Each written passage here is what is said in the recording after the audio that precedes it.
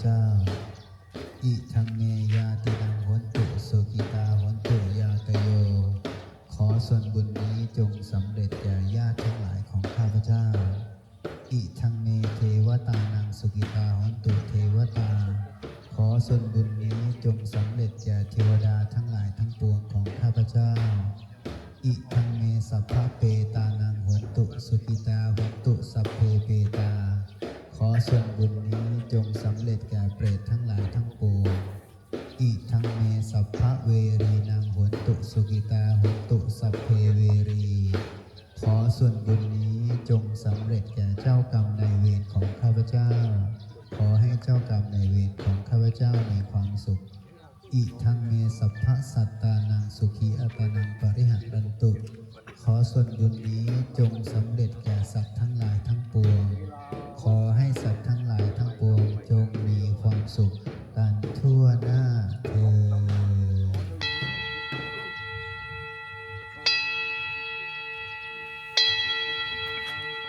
เดี๋ยวขอพูดนิดนึงมีกรนิดนึงให้พระอาจารย์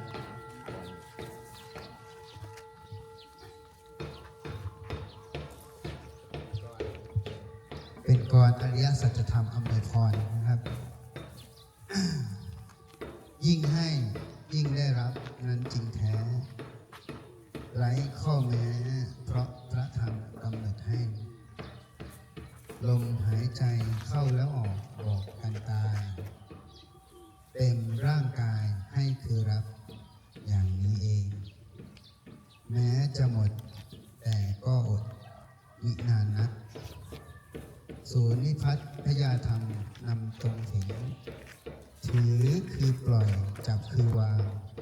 ทำบรรเลงคือบทเพลงแห่งพระอย่าทำเองสาธุ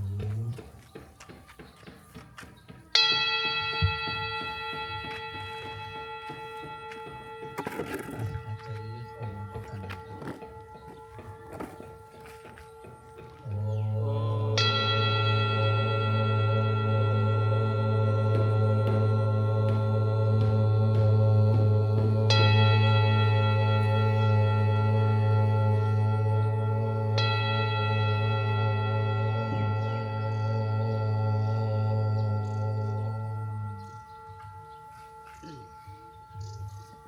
สวัสดีครับ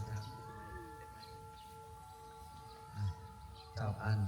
Good morning Selamat pagi Oyo Jamat Jasi Deme Jasi Dele ไม่สุขะดูดีกินหวานสุริอันสาสบายดีฮัลโหลฮาฮัลโหลฮาฮัลโหลเซลฮาบองเจียบองเจียจีบองเจียบองเจียนี่ภาษาโปรตุเกสสวัสดียามเช้าถ้าบองเจีย